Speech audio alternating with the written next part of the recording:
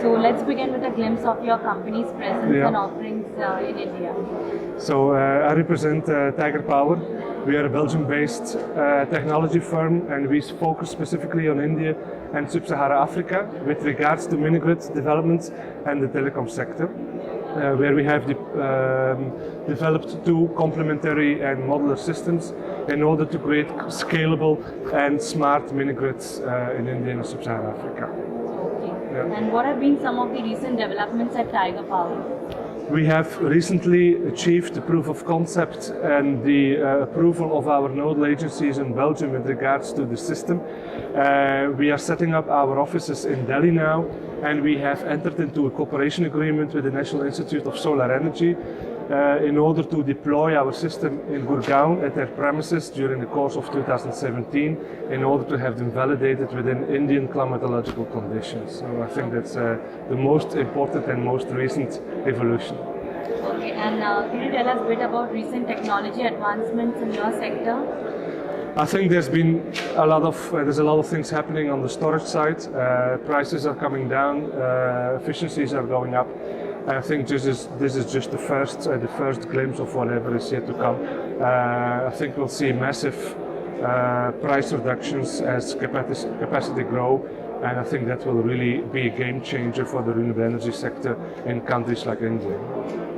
Okay. What is the future for storage for renewable energy in India? I think India has a great potential for renewables. India is now gearing up its solar capacity.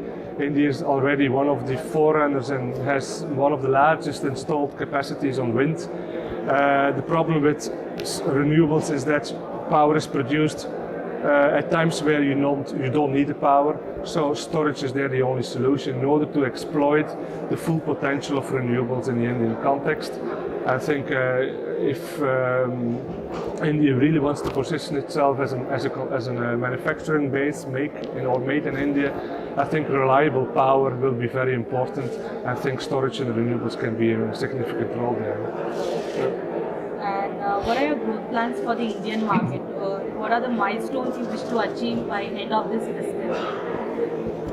Good question. So we are, by the end of the year, we want to have our system validated in India. As I said, we are putting up our office in Delhi now. We want to roll out a commercial organization. So by the end of 2017, we should have a very good view on where we want to go to. And in the next 2 to 3 years from now, we want to have a portfolio of about 200 mini-grids that are being built or being developed in India together with local partners. So it means 200 mini-grids, 200 telecom sites, and 200 rural villages, which we would like to power 100% with renewables with our technologies. And what have been the latest trends and demand for your products and services in India or globally? Recently.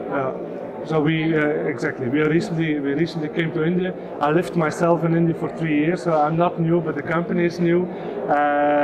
So we have seen a very good traction in the market, specifically in Sub-Saharan Africa and mining companies both in West Africa and Central Africa, where we are now deploying our first systems. India is a very competitive market, but with a very high potential for us, not only India, but then also the surrounding countries. But today we have seen a major traction in Africa, and we are hopeful that that soon will be replicated in India as well. Okay. And how do you see the mini-grid sector evolving in India? I think there are very big times ahead for mini-grids. The only way to power those 300 million people in India which are still unelectrified is by mini-grids.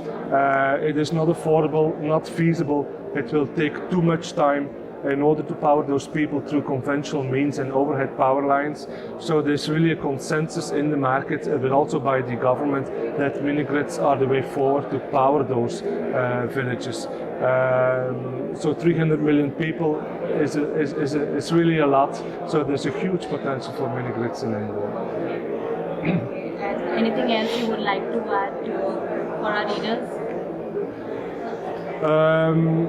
No, I think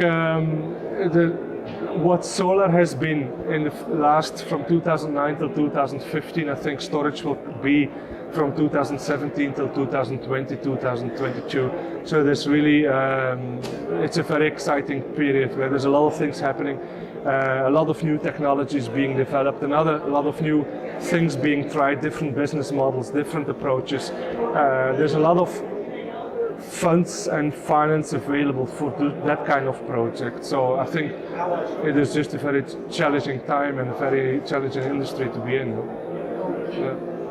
Thank you so much. You're welcome. Yeah.